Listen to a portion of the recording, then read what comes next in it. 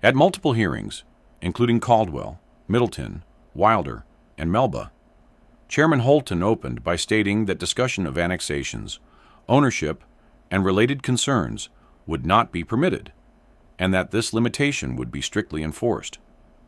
While we understand the intent to maintain order, these restrictions have had the unintended effect of excluding evidence that Idaho law expressly requires. These criteria cannot be evaluated without evidence about infrastructure capacity, service costs, agricultural land use, and ownership intent. During the Caldwell hearing, for example, landowner Bobby Bicandy testified that her family's farmland within the proposed AOI was not intended for annexation or conversion to urban use. That sworn statement is direct evidence that the property does not meet the statutory finding for very likely to be annexed. Similar testimony across the other hearings has been excluded or disregarded. Testimony on service feasibility is statutorily relevant. Throughout these hearings, residents offered concrete evidence about overcrowded schools operating at capacity, an overcapacity county jail, and limited law enforcement coverage, road congestion, emergency response delays, and rising service costs, limited water and sewer infrastructure, beyond current city limits. Each of these represents a public service system that communities fund and rely on.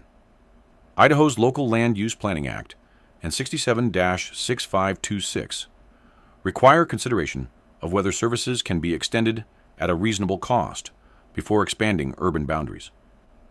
Testimony describing full classrooms, crowded streets, and constrained emergency services is therefore not off topic. It is evidence of whether an area can be feasibly serviced within 5 years. Ownership does not define growth.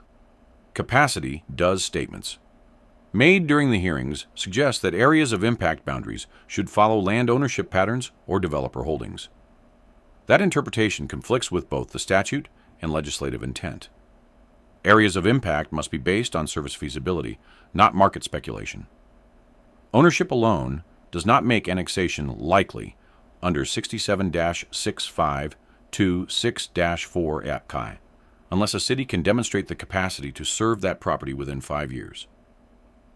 Requested Actions Growing Together respectfully asks the Board to 1.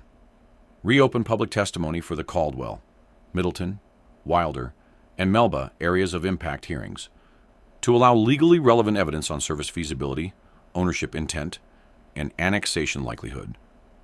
2.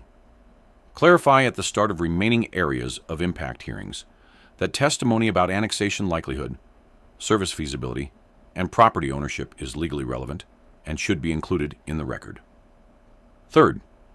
Amend county procedures to ensure future areas of impact hearings allow a complete evidentiary record, consistent with Idaho Code. In closing, the legislature intended the Board to evaluate and adopt areas of impact that reflect where services will be realistically extend within 5 years, not simply where development interest exists. Allowing citizens to present full, factual testimony on service capacity and ownership intent is not only lawful, but necessary for defensible decision-making. Respectfully submitted, George Crookham, President, Growing Together, LLC.